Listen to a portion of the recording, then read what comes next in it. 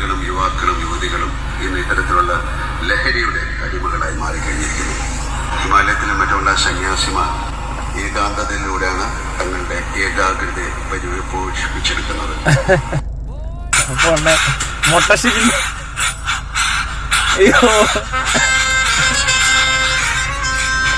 എന്റെ പൊന്നെ ഷിജിനെ, Shijin റോയ്ഡ് Cyril George Fernandez. ഷിജിന്റെ പേര് കണ്ടിട്ടുണ്ടോ? ഇവിടെ വൻ പരിപാടിയൊക്കെ നടക്കുന്നുണ്ട് കേട്ടോ. ഒരു രക്ഷയില്ല. ഇത് കറക്റ്റ് അല്ലേ? ഋഷിവര്യന്മാരെ എന്ത് ഇങ്ങനെ ഒന്നും അറിയാത്ത ഒരാളായിട്ട് മാറുന്ന എങ്ങനെ ഒരു മനുഷ്യന്? എന്തു പറഞ്ഞാലും എങ്ങനെ ഇങ്ങനെ വിഡിത്തരമാകുന്നേ? എന്തു പറഞ്ഞാലും അത് വിഡിത്തരമാകും. ഓളത്തരം പറയാൻ എനിക്കൊരു മടിയുമില്ല.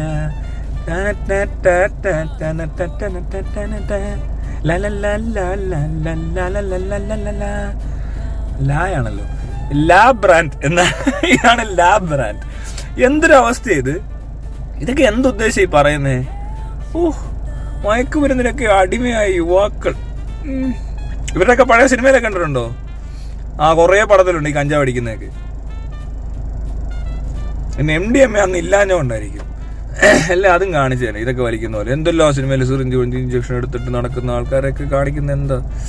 അന്നുകൊണ്ട് ഇത് എന്നുകൊണ്ട് ഇതിപ്പോ ഈ ഇന്നത്തെ തലമുറ എന്ന് പറഞ്ഞാൽ അവർക്ക് മുന്നത്തെ തലമുറ അങ്ങ് വേണ്ട മലത്ത് കാണുന്നു. ഇവിടെ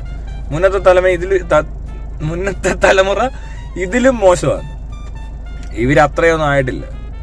അന്നെന്തോ പെത്തഡിൻ, മോർഫിൻ, കിറ്റാമിൻ ഇങ്ങനെയൊക്കെ പറഞ്ഞുകൊണ്ട് opium, heroin, brown sugar, cocaine, പിന്നെ കഞ്ചാവ്, ഇതൊക്കെ അടിച്ചിട്ട് എന്തൊക്കെ പ്രശ്നങ്ങളാണ് ഇവിടെ ഉണ്ടായിരിക്കുന്നത്.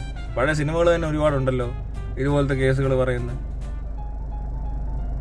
അപ്പോ അത് വെച്ച് നോക്കിയാൽ ഇപ്പൊ അടിക്കുന്ന പിള്ളേര് അത്ര ഹെവി അല്ല, അത് പോരാ. പിന്നെ ക്രൈം റേറ്റ് അത് കൂടിക്കൊണ്ടിരിക്കും.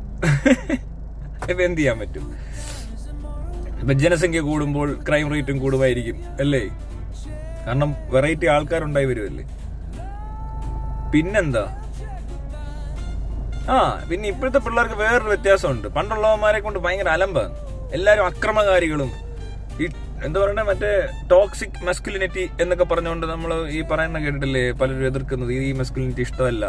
മറ്റേ ഭാര്യയെ 2 പെഗടിച്ചിട്ട് വന്ന് ഭാര്യയെ ചവിട്ടണമെന്നൊക്കെ പറയുന്ന ഈ മോഹൻലാലൊക്കെ അവതരിപ്പിച്ച കഥാപാത്രങ്ങളെ ഓർമ്മയുണ്ടോ?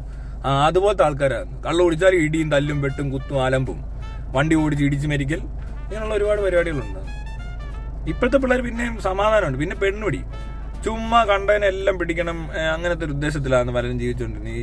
ഈ പറഞ്ഞ ആ തലമുറ അറിയാമല്ലോ, എങ്ങനെയും പിടിച്ചു മേടിക്കാൻ നടക്കുക എവിടെ ചെന്നാലും. അതുകൊണ്ടാണല്ലോ ചില കമ്മിറ്റിയും റിപ്പോർട്ടും ഒക്കെ ഉണ്ടായിപ്പോയത് ഒരു തലമുറയിലെ ആൾക്കാർക്കെതിരെ. അതൊക്കെ വെച്ച് നോക്കുമ്പോൾ പുതിയ തലമുറ വലിയ ശല്യമില്ല. പെമ്പിള്ളേരൊക്കെ പറയുന്നത് വായിക്കൂടെ ഇങ്ങനെ പൊടി തെറിക്കുമെന്ന്, ഗ്ലൂക്കോസ് പൊടി തെറിക്കുന്ന ഞാൻ കണ്ടിട്ടുണ്ടെന്നൊക്കെ പറഞ്ഞിട്ടുള്ളൂ. അല്ലാതെ അത് അടിച്ചു കഴിഞ്ഞിട്ട് കയറി പിടിച്ചു എന്നൊന്നും പറഞ്ഞിട്ടില്ല. എന്തോ പറഞ്ഞെന്ന്, ഡ്രസ്സ് മാറാൻ പോകുമ്പോൾ അങ്ങോട്ട് വരട്ടെ എന്ന് ചോദിച്ചുള്ളൂ. മറ്റേതങ്ങനല്ല, ചേറി ചെന്നിട്ട് അവിടെ കിടന്ന് ചില അഭ്യാസമൊക്കെ കാണിച്ചിട്ട് എന്തോ വിരുദ്ധാഹാരമാണ് എനിക്ക് പ്രിയമെന്ന് പറഞ്ഞിട്ട് പറയും നമുക്കുള്ളത് ലിബർട്ടിയാണ്, റെഗുലേറ്റഡ് ഫ്രീഡം എന്നൊക്കെ.